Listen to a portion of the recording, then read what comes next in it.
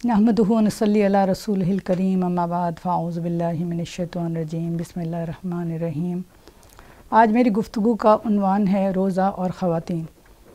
सबसे पहले तो मैं अपनी तमाम बहनों को ये मुबारकबाद पेश करना चाहती हूँ कि अल्लाह का शुक्र है कि हम ईमान के साथ, सेहत के साथ और ज़िंदगी के साथ इस रमज़ान मुबारक में दाखिल हो रहे हैं। वरना हमसे पहले बहुत सारे हमारे बहन भाई ऐसे हैं जो इस अपनी मोहलत अमल जिनकी ख़त्म हो गई और वो इस रमज़ान में दाखिल नहीं हो सके। तो अल्लाह ताला हमें रमज़ान की बरकतों को बेहतरीन तौर पर समेटने वाला बनाए और हम इस रमज़ान से इस तरह से गुज़रें कि ना सिर्फ़ जो तरबियत अल्लाह ताला हमें देना चाहते हैं वो भी हमारे साथ हो, बल्कि हमारे तमाम गुज़िश्ता गुनाहों की माफ़ी भी हमें मिल चुकी हो। रमज़ान के हवाले से अगर हम इसके मक़ासद और इसके जो हमें करना है उस पर गौर करें तो जहाँ इसकी फ़र्ज़ियत का ऐलान किया गया कुतिबा अलैकुमुस्सियाम, वहीं कह दिया गया किस लिए तुम पर फ़र्ज़ किए गए जिस तरह तुमसे पहले उम्मतों पर किए गए थे, लअल्लकुम तत्तक़ून। यानी पहला जो उसका मकसद बताया गया वो है कि ताकि शायद के अंदर तुम्हारे अंदर तक़वा की सिफ़त पैदा हो। अब तक़वा का मतलब क्या है, इसका मफ़हूम बहुत ब्रॉड है और लेकिन बहुत आसानी से मैं ये कहना चाहूँगी कि अल्लाह ताला की हर किस्म की फरमाबरदारी, जो भी उसने कहा है, जो वो चाहता है, यानी बीइंग अ मुस्लिम जो हमारी डेफिनेशन है कि सरे अतात हम हमें करना है, जिस चीज़ से उसने मना किया उससे हमें रुक जाना है। तो एक तो ये मकसद है। फिर जहाँ अल्लाह ताला ने बताया कि रोज़े हम पर जब फ़र्ज़ किए गए उसका बताया कि शाहरु रमज़ान लज़ी उनज़िला फ़ीहिल क़ुरान, रमज़ान वो महीना है जिसमें कुरान नाजिल किया गया, हुदन लिन्नासी व बय्यिनाति मिनल हुदा वल फ़ुरक़ान, और जिसमें रोशन निशानियाँ हैं, उसमें वो कुरान नाजिल किया गया जिसमें रोशन निशानियाँ हैं, उसमें हिदायत है लोगों के लिए और एक फ़ुरक़ान है सही और गलत को परखने के लिए। तो फिर फरमाया फ़मन शाहिद मिनकुमुश्शहर फ़ल्यसुम, बस जो अब में तुम में से इस महीने को पाए लाजिम है कि वो इस महीने के रोज़े रखे। यानी दूसरा मकसद ये है कि जो रमज़ान इसमें कुरान मजीद नाजिल हुआ उसकी ये सेलिब्रेशन है। सूरह यूनुस में भी अल्लाह ताला ने कहा कि लोगो तुम्हारे पास अल्लाह की तरफ से रहमत और शिफ़ा, दिलों के शिफ़ा, अमराज की शिफ़ा आ गई है। बस ये वो चीज़ है जिस पर तुम्हें बड़ी खुशी मनानी चाहिए। ये उन सब चीज़ों से बेहतर है जो लोग जमा कर रहे हैं। तो ये उसका दूसरा मकसद है। और इसी के साथ जुड़ा हुआ ये बताया कि जब इस्तिस्ना दिए गए कि मुख्तलिफ़ सूरतों में, तो उसके बाद कहा ये तुम्हें इस्तिस्ना इसलिए दिए जा रहे हैं ताकि कि तुम बाद में तादाद पूरी कर लो और यानी इस रमज़ान की बरकतों से महरूम ना रहो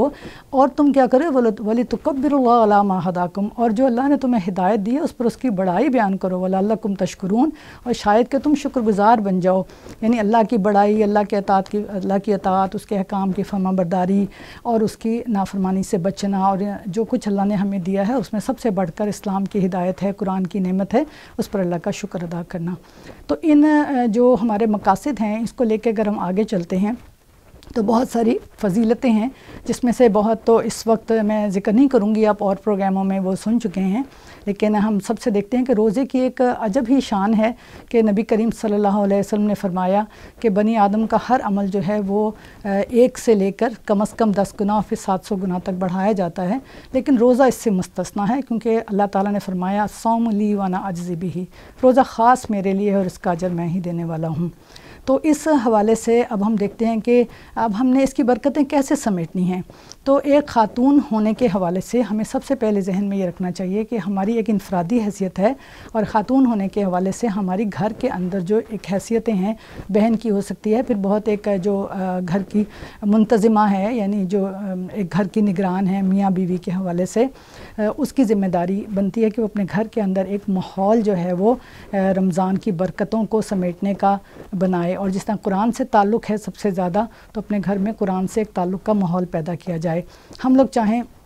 तो बहुत से तरीके इसके लिए अपना सकते हैं। हमें तिलावत करनी है और अल्हम्दुलिल्लाह तमाम मुसलमान घरानों में रमज़ान में तिलावत की जाती है। आप ये भी कर सकती हैं कि जिस वक्त में आप तिलावत नहीं कर पा रही तो आप उसकी समाअत कर सकते हैं। आजकल बहुत आसान है, टेलीफोन के ऊपर, लैपटॉप के ऊपर, टीवी के ऊपर, किसी ज़रिए से भी आप सुन सकते हैं। फिर हम तर्जुमा पढ़ सकते हैं, फिर तफसीर पढ़ सकते हैं, और हम अपने बच्चों को लेकर बैठें और उनकी ज़हनी सतह के मुताबिक, अगर छोटे बच्चे हैं, बड़े हैं, टीनेजर हैं, उनकी ज़हनी सतह के मुताबिक उनको कुरान की तालीमात से रोशनास कराएं, क्योंकि ये महीना इसीलिए है कि हम कुरान से जुड़ जाएं।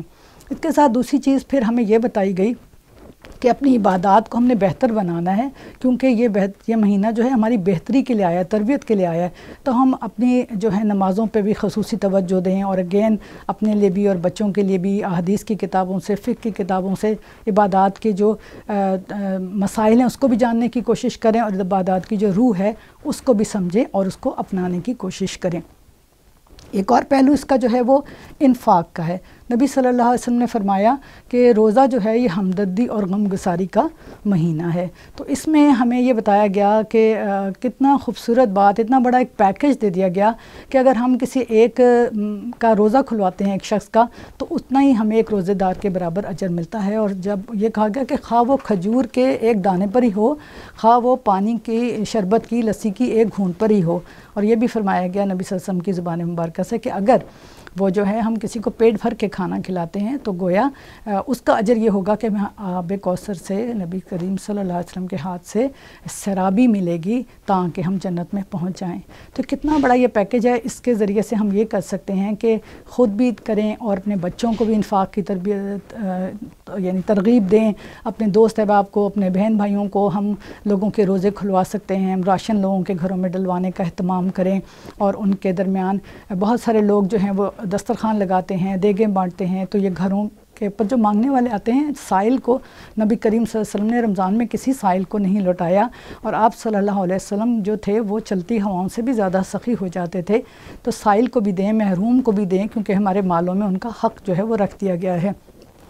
اور رمضان میں چونکہ ہمیں خوشخبری سنا دی گئی کہ زیادہ اجر مل رہا ہے، تو ہمارے اندر وہ ایک انسینٹو پیدا ہوتا ہے، ایک ترغیب پیدا ہوتی ہے۔ تو ہسپتالوں کے باہر لوگوں کے لواحقین ہوتے ہیں، بہت سارے گورنمنٹ ہسپتالوں کے باہر ان کو کھانا پہنچانا، یا مدارس میں طلباء کو، یا مختلف ہم اپنے جو ہے مواقع تلاش کر سکتے ہیں۔ اسی مہینے میں زکوٰۃ بھی ادا کی جاتی ہے، حالانکہ زکوٰۃ جو ہے وہ رمضان سے مشروط نہیں ہے، وہ ایک سال کی جب گزرتا ہے اس کے اوپر سیونگ سے مشروط ہوتی ہے، لیکن بہت سارے لوگ کیونکہ ایک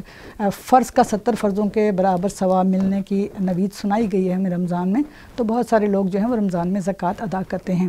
اس میں ہمیں خواتین کو یہ دیکھنا چاہیے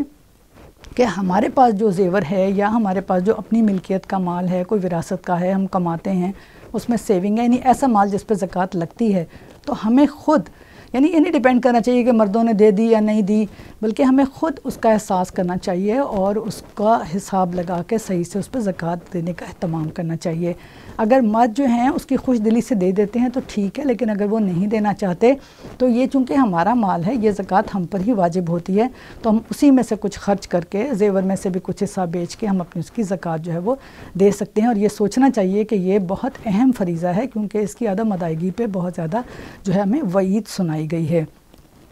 اس کے ساتھ پھر یہ چیز آ جاتی ہے کہ ہمیں ذکر و دعا کا بہت اہتمام کرنا چاہیے۔ اسی جہاں قرآن میں آیات آئی ہیں روزے کے حوالے سے، وہاں یہ کہا گیا،